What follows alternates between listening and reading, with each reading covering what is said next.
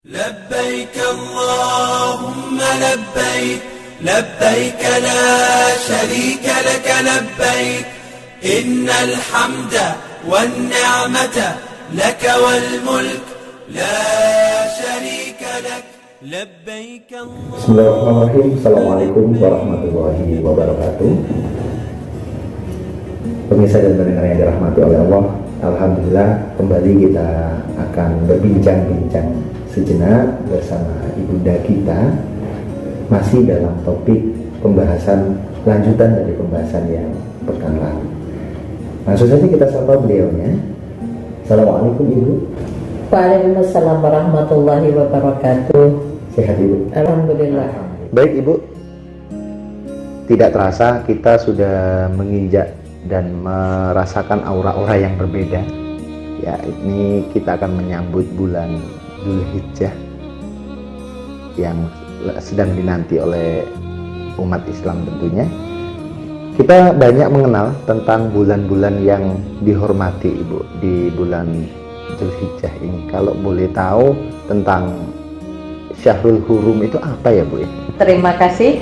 Assalamualaikum warahmatullahi wabarakatuh. Pemirsa yang dirahmati oleh Allah, alhamdulillah kita memasuki bulan Dzulhijjah yang termasuk pada apa yang disebut Syahrullah, bulan-bulan Allah yang dikenal dengan Syahrul Hurum, yaitu bulan yang dihormati dari Dzulqa'dah, Dzulhijjah, Muharram dan Rajab. Nah, di bulan Dzulhijjah ini tentunya ada hal-hal yang sangat penting bagi kita umat Islam, di mana Allah itu memberikan kesempatan, ya, maka hari rayanya dikenal dengan Idul Kurban atau Idul Adha, artinya kembali mendekat kepada Allah dengan membawa serangkaian ibadah tanpa tebang pilih, ya, artinya siapapun umat Islam diberi kesempatan untuk mendekatkan diri kepada Allah. Tentunya tidak hanya yang melaksanakan ibadah haji, yang tidak haji pun diberi kesempatan oleh Allah untuk kembali mendekat dengan membawa serangkaian ibadah, baik yang bersifat jasmaniyah, rohaniyah maupun maliyah. Jadi ada ibadah fisik, ada ibadah rohaninya, dan ada ibadah harta.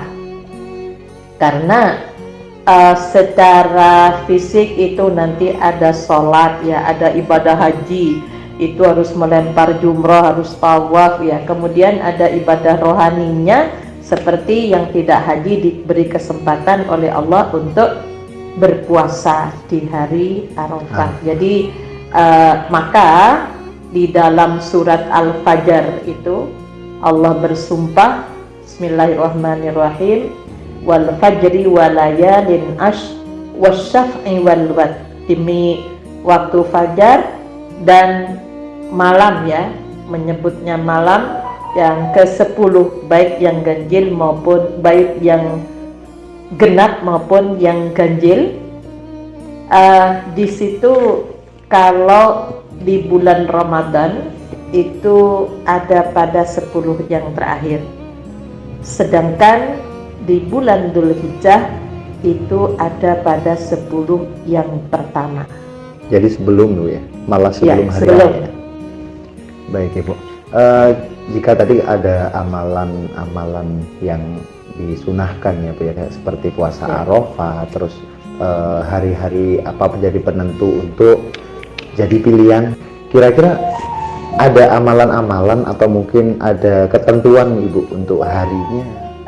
Di dalam hadis yang diriwayatkan oleh Muslim gitu, ya, memang pada 10 pertama di bulan Dzulhijjah itu, selain pada penjelasan surat Al-Fajr tadi, bahwa tidak ada hari di mana amal soleh lebih dicintai oleh Allah Subhanahu wa Ta'ala daripada hari ini, yakni 10 hari di bulan Dzulhijjah.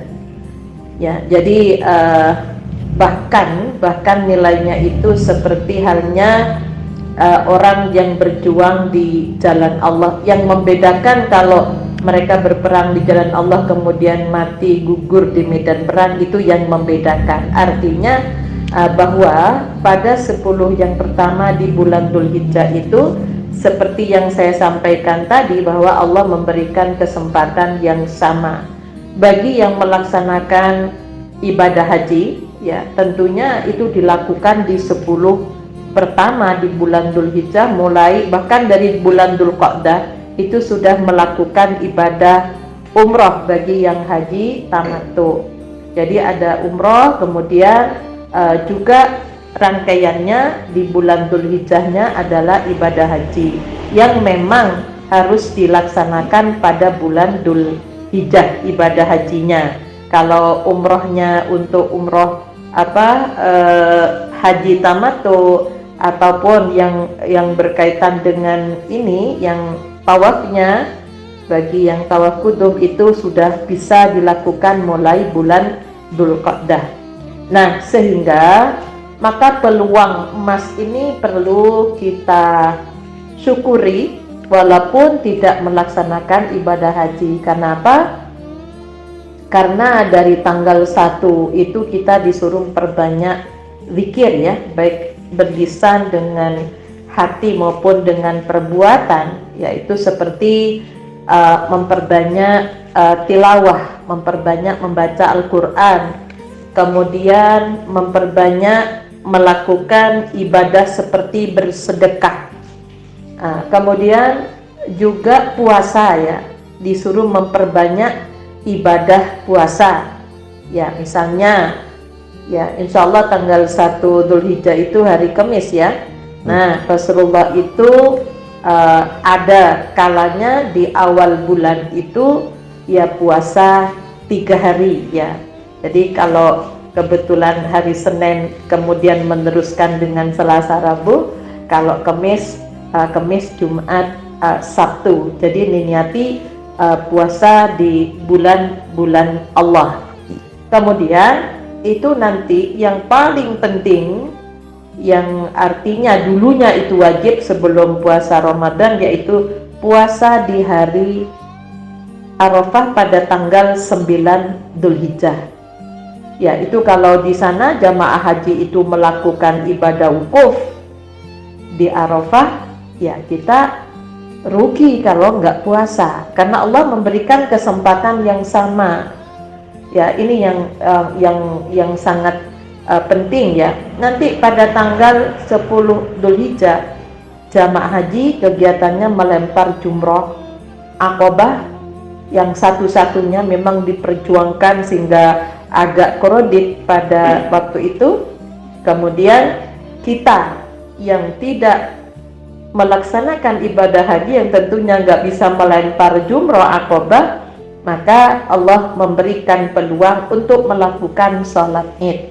Bahkan perempuan pun yang lagi haid, ya, bahkan Idul Adha dan Idul Fitri disuruh hadir untuk menyaksikan, untuk mengamini doa dari khotib itu. Jadi kalau kita hitung bahwa hari yang adanya setahun sekali hari baik, yaitu hari Arafah. Kalau mingguan yang dikenal dengan Sayyidul Ayyam, penghulu segala hari, adalah hari Jumat. Jadi kalau Arafah itu adanya cuma setahun sekali, ya. Jadi sangat emanlah kalau kalau kita tidak mengamalkan itu. Sehingga ketika malam masuk pada tanggal 10 Dzulhijjah itu, di mana disuruh mengumandangkan takbir tahmid, jamaah haji sudah sampai di Muzdalifah itu.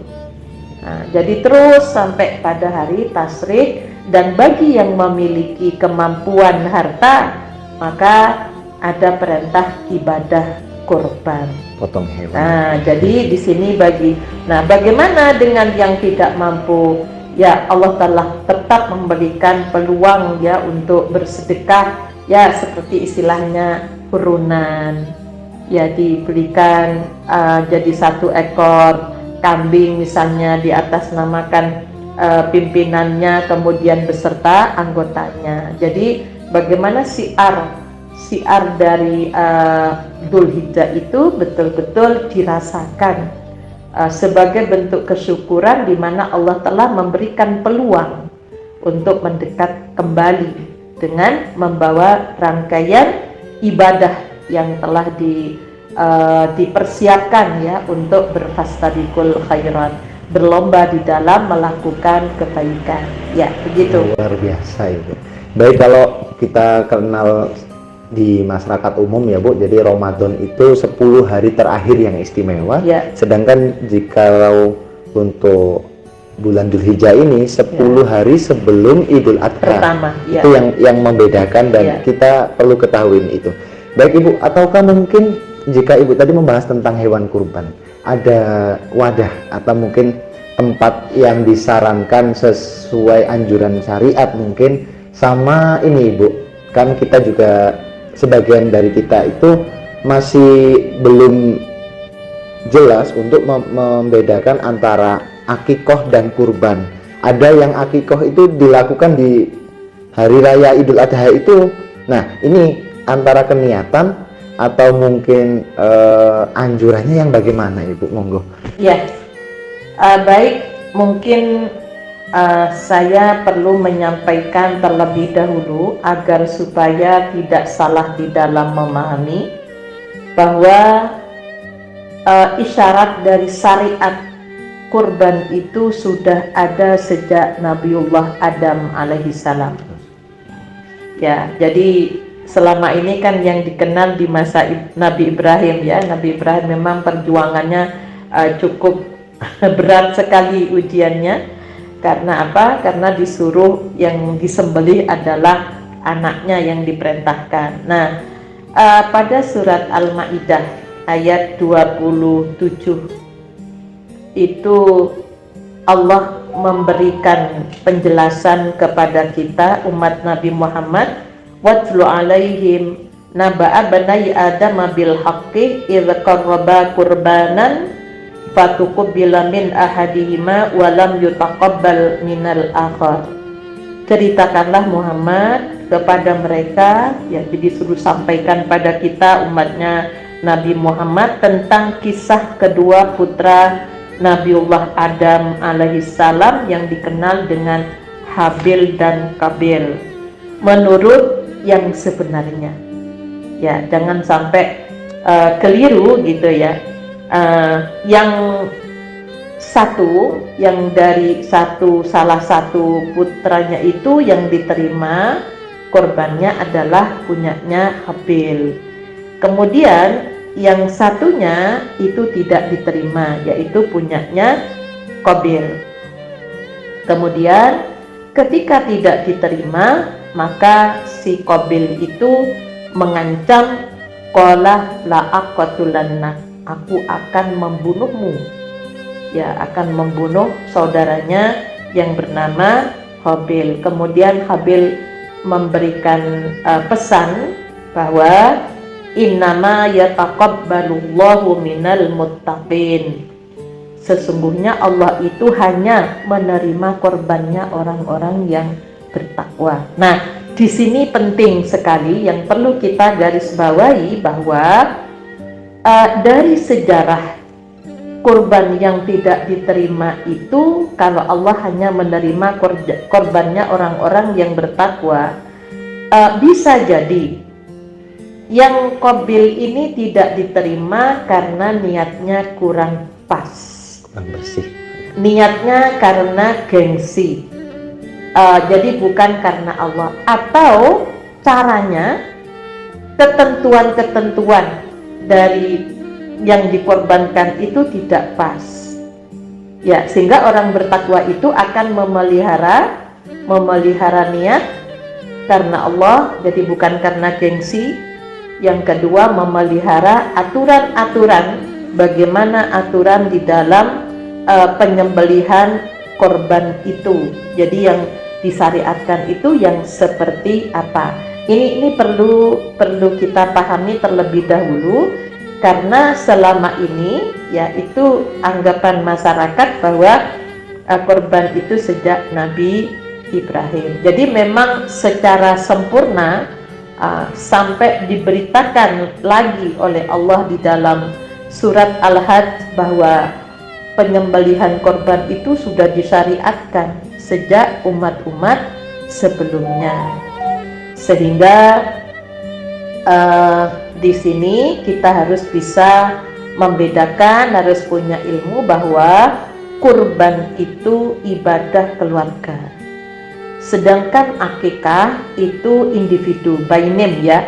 Untuk apa?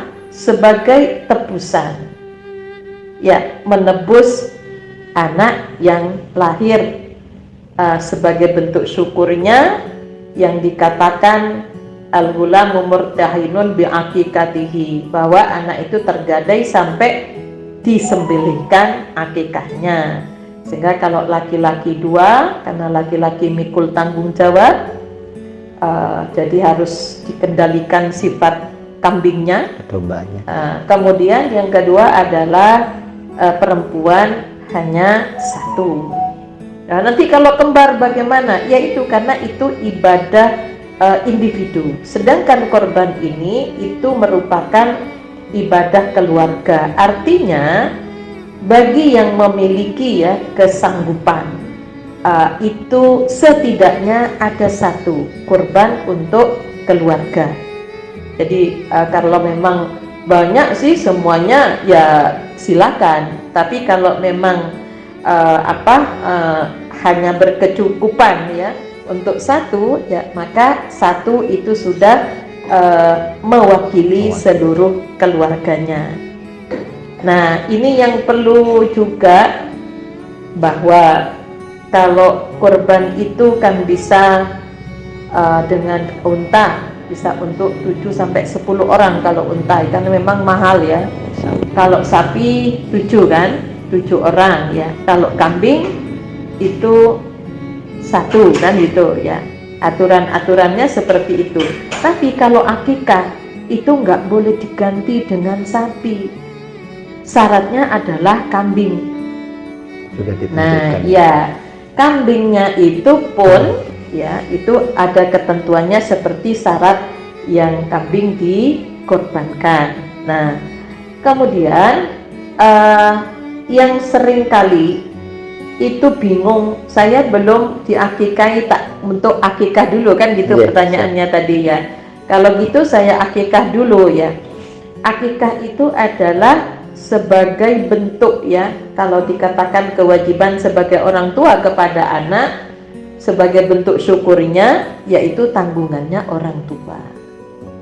Ya, jadi tidak ada akikah untuk dirinya sendiri. Maka ketika sudah tidak diakikahi oleh orang tuanya karena tidak mampu, orang tuanya sudah nggak ada, atau karena tidak tahu, maka cukuplah berkorban. Dengan korban itu sudah tertebus dirinya. Ya, jadi ini yang supaya tidak menjadi selalu menjadi persoalan gitu ya.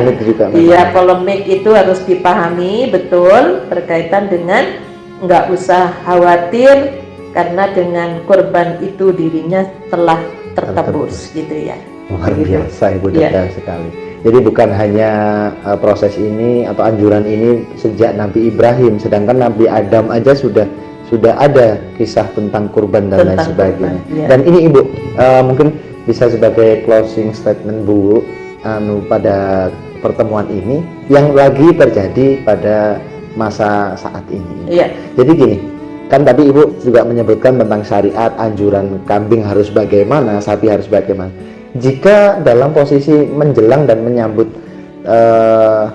bulan Dzulhijjah ini, ternyata setelah corona sudah berlalu Ibu, ini ada wabah atau virus dan ujian, bahkan mungkin kayaknya kesabaran bagi umat Islam tentang wabah PMK. Nah, menyikapi yang seperti ini Ibu, apakah anjuran-anjuran itu tetap ditegakkan atau mungkin ada pengecualian atau dispensasi khusus? Ini yang luar biasa, monggo Ibu. Ya, ini suatu hal yang memang kita harus mengambil Solusi bertanya ya.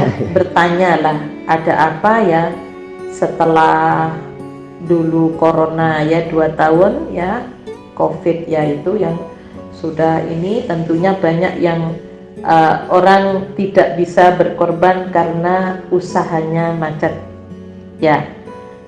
Sekarang orang sudah mulai kembali ya, mau masuk pada normal gitu ya.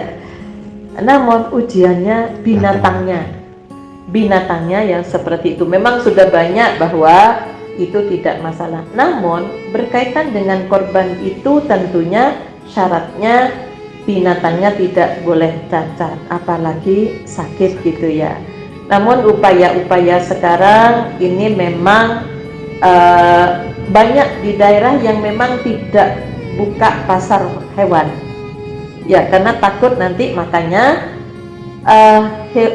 ibadah korban itu bukan berarti terus ditiadakan gitu ya.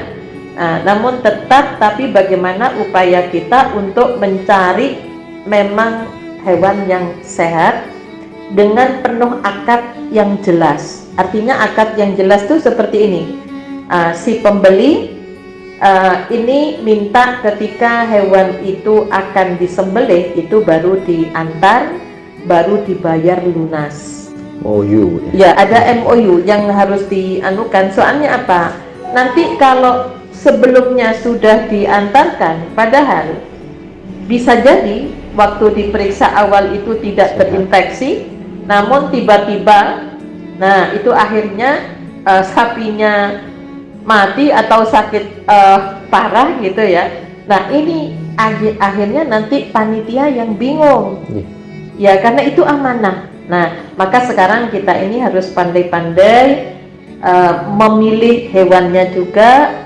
Kemudian kita tidak usah ya, misalnya kalau mau berkorban di daerah yang terpencil sudah beli aja hewannya di situ setempat ya, gitu ya. Jadi tidak usah membawa dari daerah karena faktor pertimbangan karena lebih murah misalnya ya. Ini berkaitan dengan hal-hal yang selama ini kurang banyak diperhatikan. Jadi ngambil dari sapi yang di daerah mana dibawa ke sini gitu ya. Harusnya ya bagaimana kalau memang berkorban di situ ya sudah belinya di situ. Nah ini memang banyak hal yang harus kita bertanya, kira-kira ada apa dengan ujian-ujian yang diberikan oleh Allah kepada kita, khususnya umat Islam, supaya tidak saling menyalahkan. Mungkin ya seperti Qabil, barangkali banyak orang yang berkorban tapi niatnya nggak benar, caranya juga nggak benar. Jadi kesombongan karena tidak memenuhi syarat ya, kemudian hanya mengedepankan gengsi ya.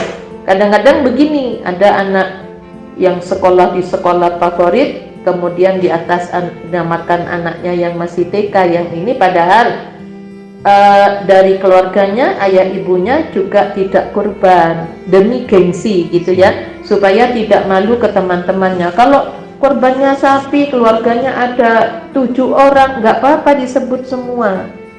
Kalau hanya ini kan tidak usah di atas namakan anaknya. Karena apa? Karena mereka belum berkewajiban.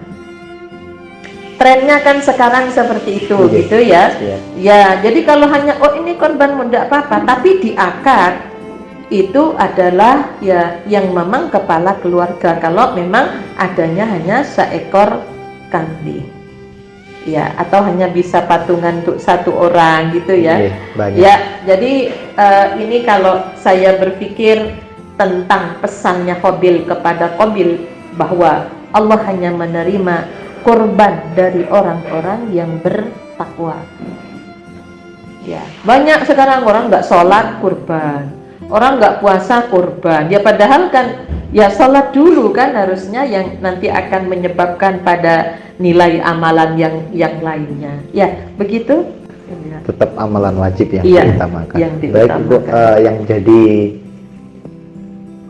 closing statement dari Ibu ini luar biasa, karena memang lagi sedang dalam situasi wabah PMK, Ibu. Ya. Sebagai garis bawah dari pembahasan kita pada kesempatan kali ini, berkorbanlah dengan kekuatan Anda dan keikhlasan tentunya.